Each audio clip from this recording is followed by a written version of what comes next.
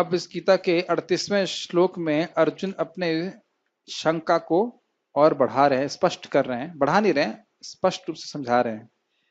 मेरे पीछे बोलिए। कच्चिन्नो भय विभ्रष्ट कश्चिन्नो भयविभ्रष्ट छन्नाभ्रमिव नश्यति छन्नाभ्रमिव नश्यति अप्रतिष्ठो महाबाहो अप्रतिष्ठो महाबाहो विमूढ़ो ब्रह्मणः पति। विमूढ़ो ब्रह्मणः पतिः। कश्चित मतलब क्या, न मतलब नहीं, उभय विभ्रष्ट छिन्न छिन्न। तो कह रहे हैं कि क्या ऐसा नहीं है कि वह दोनों पथों से, अब चीखने के बाद आप कवर कर रहे हो तो क्या फायदा। चलो ठीक, सब एक साथ मरेंगे, घबराओ मत। ठीक। तो क्या ऐसा है कि ऐसा नहीं है कि वह दोनों ही पथों से विभ्रमित हो जाता हो, अर्थात वह योग की प्राप्ति भी नहीं कर पाया और भोग की प्राप्ति भी नहीं कर पाया। अप्रतिष्ठो महाबाहो विमूढ़ो ब्रह्मणः पति। ये महाबाहो शब्द किसके लिए आया है? कृष्ण के लिए, क्योंकि अर्जुन बोल रहे हैं। ठीक है, प्राय आप सही कह रहे हो कि महाबाहो अर्जुन के लिए आता है, लेकिन यहाँ पे महाबाहो कृष्ण के लिए आ रहा है। विमूढ़ ब्रह्मण पति, ब्रह्मण मतलब जो ब्रह्म की प्राप्ति करना चाहता है, पथि मतलब पथ पे चलने वाला। तो अगर ऐसा जो ब्रह्म के पथ पे चल रहा है, भगवान की प्राप्ति को के पथ पे चल रहा है, उससे विमूढ़ हो गया, वैसे हट गया, तो उसको भगवान की प्राप्ति भी नहीं हुई और माया का सुख है या दुख कह लीजिए जो भी है वह भी प्राप्ति नहीं हुई। तो क्या दोनों ही से वह वंचित नहीं रह गया? यह प्रश्न है। प्रश्न समझ में आ रहा है? ये सब थक गए? थक गए तो भी कोई बात नहीं, हम पढ़ाते रहेंगे। अनुवाद। हे महाबाहो कृष्ण, क्या ब्रह्म प्राप्ति के मार्ग से भ्रष्ट ऐसा व्यक्ति आध्यात्मिक तथा भौतिक दोनों ही सफलताओं से च्युत नहीं हो जाता? ये बड़ी गंभीर चीज है। एक बार एक भक्त हैं, उन्होंने मेरे आईआईटी कानपुर के जूनियर के बारे में कहा कि वह अब इस समय ऑक्सफोर्ड में पीएचडी कर रहे हैं और उसके बाद वह पढ़ा रहे हैं अब आईआईटी कानपुर में।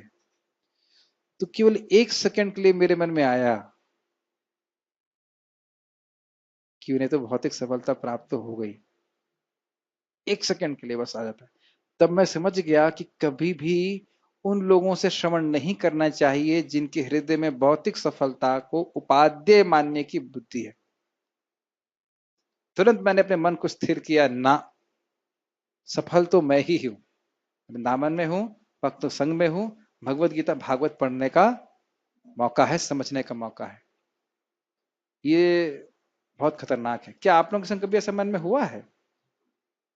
किसी का बारे में सुने जो बहुत भौतिक रूप से सफल होता है और आप कहेंगे अरे वो तो बहुत सुखी है। सुखी बिल्कुल भी नहीं है। आत्मा को ऐसे मछली को पानी से निकाल दे, कहे मछली ऑक्सफोर्ड में चली गई है, तो सुखी नहीं हो जाएगी वो। आप बताइए क्या केवल 16 माला करके आपकी प्रगति हो जाती है?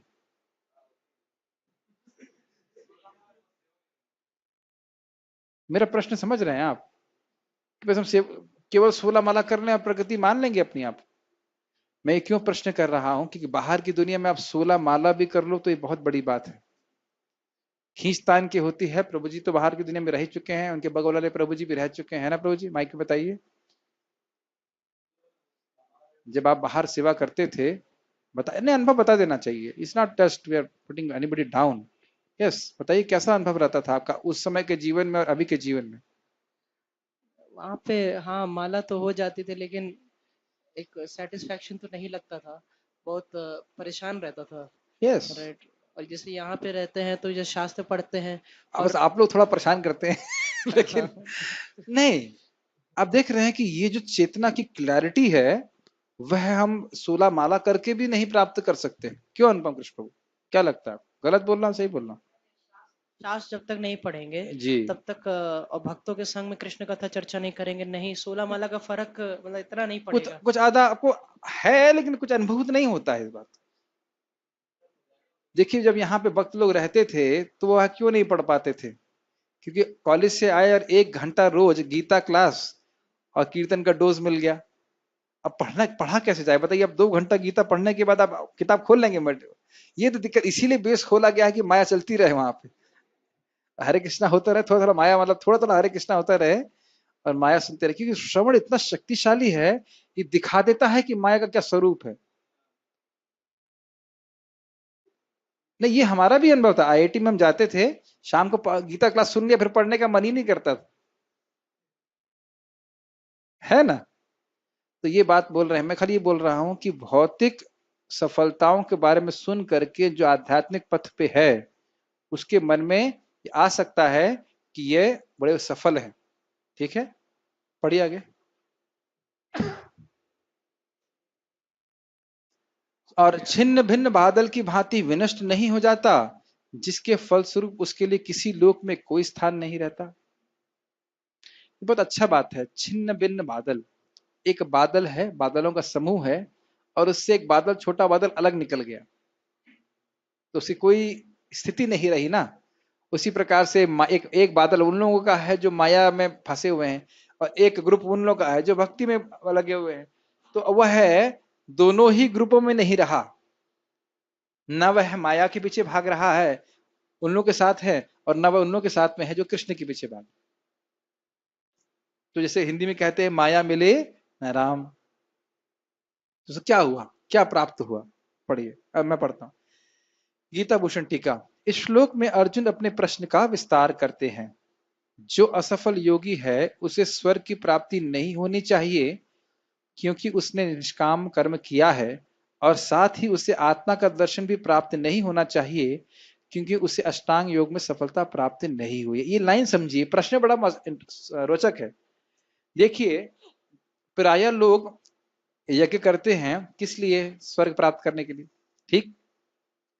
अब जिसने निष्काम कर्म करना शुरू किया, उसने पहले से सोच लिया कि मैं इन यज्ञों को इसलिए नहीं कर रहा हूं ताकि मैं स्वर्ग जाऊं। ये तो पता है ना। वर्णाश्रम के कर्म को, जो भी अग्निहोत्र इत्यादि यज्ञ होते हैं, उनको वह नहीं कर रहा है ताकि वह स्वर्ग जाए। इस बात को भगवान ने बोला था। और जब वे करता रहता तो उसे आगे जाके आत्मज्ञान प्राप्त हो जाता। ये सब समझ में आ रहा है या कठिन हो रहा है? ठीक। अब उसने स्वर्ग जाने के उद्देश्य से यज्ञ नहीं किए, क्लियर। और अष्टांग योग जानते हैं, यम नियम वाला योग, उसके द्वारा आत्मा का दर्शन प्राप्त होता था, तो वह भी उसने पूरा नहीं किया। प्रश्न समझ में आ रहा है? तो यानी कि अब उसको, क्योंकि स्वर्ग जाने की इच्छा उसकी थी नहीं थी, स्वर्ग जाने की इच्छा से उसने कर्म किया नहीं था, तो स्वर्ग तो प्राप्त होना नहीं चाहिए उसको, यानी भोग प्राप्त नहीं होते। और क्योंकि अष्टांग योग पूर्ण नहीं किया है, इसलिए आत्मा का दर्शन भी प्राप्त नहीं हुआ। तो ऐसा लग रहा है कि उसे कोई भी लाभ प्राप्त नहीं होगा। मन लगा रहे हैं या कहीं और ही मन जा रहा है? जब थोड़ा सा मन लगाएंगे, समझने का प्रयास करेंगे, निध्यासनम रहेगा, जानने की इच्छा रहेगी, तो आप समझ पाएंगे। मुझे तो बहुत रस लगता है इसको समझने में। नहीं समझ में आ रहा है?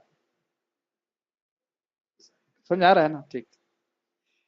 इस प्रकार दोनों फलों से वंचित होने के कारण क्या वह नष्ट नहीं हो गया?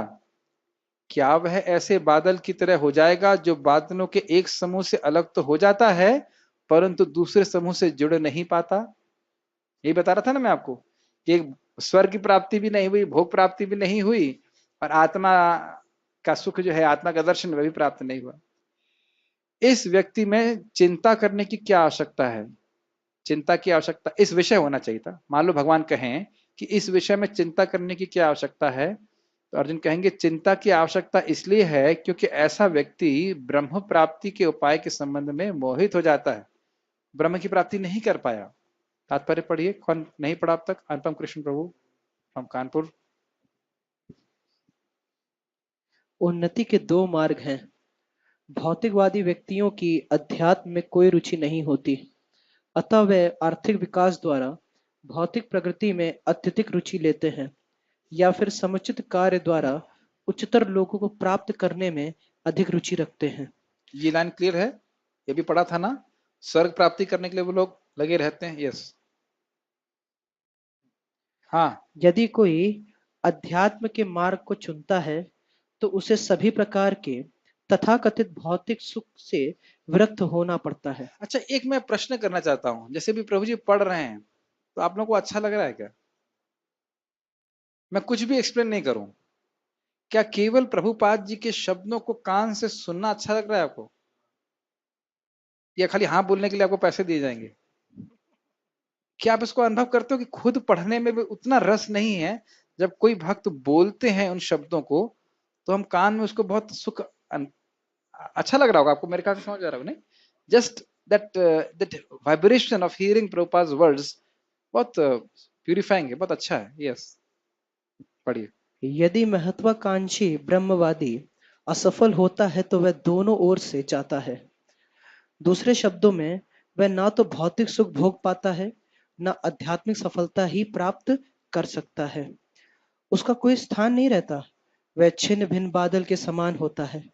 कभी कभी आकाश में एक बादल छोटे बादल खंड से विलग होकर बड़े खंड से जा मिल जाता है। हाँ, बड़े खंड से जा मिलता है। मिलता है, ओके। हाँ, किंतु यदि वह बड़े बादल से नहीं जुड़ता तो वायु उसे बहा ले जाती है और वह विराट आकाश में लुप्त हो जाता है। वैसे इस संबंध में हमारे सनक सनातन प्रभु बता रहे थे कि भारत में कदाचित कोई व्यक्ति आश्रम छोड़ता है और भक्तों का संग छोड़ भी देता है तो भी थोड़ी थोड़ी भक्ति करता है, कुछ कुछ हरे कृष्णा करता रहेगा। लेकिन विदेश में अगर कोई अगर इस प्रकार से भक्ति छोड़ता है तो ऐसे ब्लूप हो जाता है, उसको भक्त बोलते हैं ब्लूप। ब्लूप का मतलब होता है समुद्र में कोई व्यक्ति, ऐसे आप कुछ समुद्र में एक सिक्का डालेंगे तो ऐसे जाएगा और आवाज आएगी ब्लूप ऐसे करके, तो कहाँ चला गया उस समुद्र में उसकी गणना नहीं की जा सकती।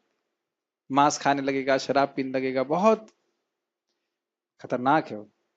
ये स्थिति हो जाती है कभी कभी। यस, ब्राह्मण पथी ब्रह्म साक्षात का मार्ग है जो अपने आप को परमेश्वर का अभिन्न अंश जान लेने पर प्राप्त होता है और वह परमेश्वर ब्रह्म परमात्मा तथा भगवान रूप में प्रकट होता है। ये तो आपको समझ में आ रहा होगा, इसमें कुछ स्पष्ट हो रहा है, कठिनाई हो रही समझने में? ठीक, पढ़िए। भगवान श्री कृष्ण परम सत्य के पूर्ण प्राकट्य हैं। अतः जो इस परम पुरुष की शरण में जाता है वही सफल योगी है। ब्रह्म तथा परमात्मा साक्षात्कार के माध्यम से जीवन के इस तत्व तक पहुंचने में अनेकानेक जन्म लग जाते हैं। बहुनाम जन्मनामन्ते। कौन से तत्व तक?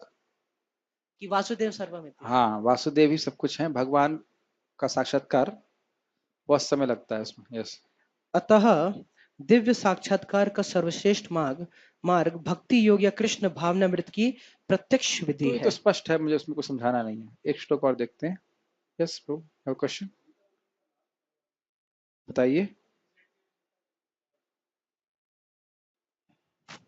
इस व्यक्ति, हाँ, इस विषय में चिंता करने की क्या आवश्यकता है? क्योंकि यह व्यक्ति बहुत, आपने पढ़ा, पढ़ेंगे आगे कि हजारों हजारों में से कोई एक व्यक्ति है जो ब्राह्मण पथी हो, जो भगवान की तरफ कुछ आगे उन्मुख होना चाहता हो, और कदाचित वह मोहित हो गया तो उसको बहुत बड़ा नुकसान हो जाएगा। तो उसके बारे में चिंता करनी चाहिए ना। चिंता ये है कि वह भगवान की तरफ बढ़ा और पूरी तरह भगवान को प्राप्त नहीं कर पाया और बीच में गिर गया, तो उसको बहुत बड़ा नुकसान हो गया, ये कहने का अर्थ। ये चिंता जब भक्त लोग ज्वाइन कर रहे होते हैं तो कभी कभी माता पिता इस प्रकार से कहते हैं, बेटा स्त्री के आकर्षण से बचना बहुत कठिन है, ब्रह्मचारी रहना बहुत कठिन है, तुम्हारा आगे ध्यान कौन रखेगा, इस्कॉन बाहर कर देगा। क्या इस्कॉन से कोई आपको बाहर कर सकता है? एक प्रश्न है, क्या आपको इस्कॉन से कोई बाहर कर सकता है? कोई बाहर नहीं कर सकता, because it is international society for Krishna consciousness. अगर हम कृष्ण कॉन्शियस हैं तो हम इस्कॉन में हैं। इंटरनेशनली आप कहीं पे भी रह सकते हैं और आप कृष्ण कॉन्शियस हैं। जहां पे भी भक्त लोग हरे कृष्ण मंत्र जप कर रहे हैं वह इस्कॉन है। Does it make sense? Anupam Krishna Prabhu, आप इस्कॉन को बीकानेर में स्थापित कर रहे हैं कि नहीं कर रहे हैं? माइक पे बताइए। कर दिया। कर दिया। कैसे कर रहे हैं? कैसे कर रहे हैं? एक छोटा सा सेंटर है, और वहीं हाँ, पे सब भक्त आते हैं, शाम को कथा होती है, भगवत गीता पे चर्चा होती है और कीर्तन होता है, एक यस। माला जप तो होता है। दुनिया की कौन सी ताकत है जो आपको रोक देगी? केवल अनुपम कृष्ण। नहीं, नहीं, Krishna. Only me, isn't it? केवल हम ही अपने आप को रोक रहे हैं और दुनिया की कोई ताकत नहीं है जो इस्कॉन को रोक दे या आपको इस्कॉन से बाहर निकाल सके। हम केवल स्वयं ही अपने आप को इस्कॉन से बाहर निकाल सकते हैं। Does it make sense? या उसमें कोई विरोध है? क्योंकि हम मंदिर में नहीं आ सकते हो तो आप ऑनलाइन देख सकते हैं। जैसे अभी अभी अभी हम लोग बेचारे वायरस की वजह से हम नहीं मंदिर में जा सकते, लेकिन ऐसा तो कोई दुनिया की ताकत नहीं है कि कृष्ण का आपको स्मरण करने से रोक दे या नाम जप करने से रोक दे। मेरे ख्याल से पार्थ प्रभु आप मेरे साथ थे जब हम लोग राम अयोध्या गए थे। हम लोग भीगते भीगते जा रहे थे तो एक हवलदार ने बहुत सुंदर बात कही कि आप लोग इतना झगड़ा कर रहे हो भगवान श्री राम की मूर्ति या भगवान श्री राम का जन्म स्थान देखने के लिए। आप थे मेरे बगल पीछे थे खड़े और उसने बोला भगवान श्री राम तो आपके हृदय में ही है। बात बिल्कुल सही उसने कहा। आप इतना झगड़ा क्यों कर रहे हैं? लोग झगड़ा कर रहे थे दूसरे दिन देखने के लिए। Krishna is in heart. भगवान का नाम उच्चारण कर रहे हैं हम, हरि कथा कर रहे हैं, भगवान का संग प्राप्त कर रहे हैं। कदाचित हम भगवान को ना भी देख सकें विग्रह को, भगवान का नाम उच्चारण तो कर ही सकते हैं, भगवान के बारे में पढ़ तो हम सकते हैं, है ना? यस, कुछ कह रहे थे आप, कुछ दीजिए।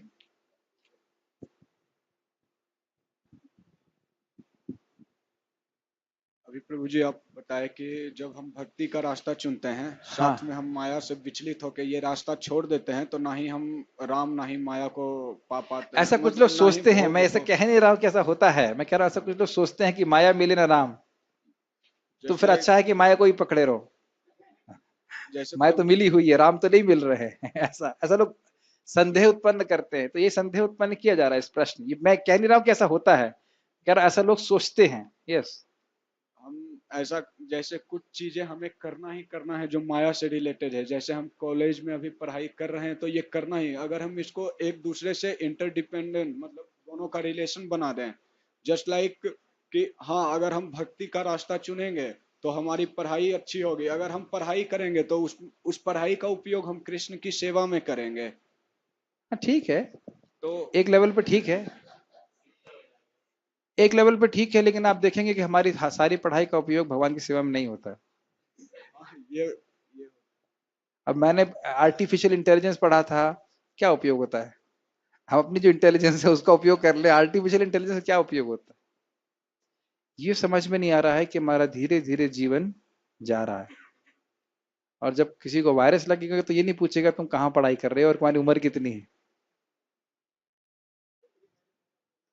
ठीक है, तो ठीक है, प्रैक्टिकल लेवल पे जो व्यक्ति पढ़ाई कर रहा है पढ़ाई करे, जो भी है, लेकिन ये नहीं भूलना चाहिए कि हो सकता है ये मेरा आखिरी दिन हो,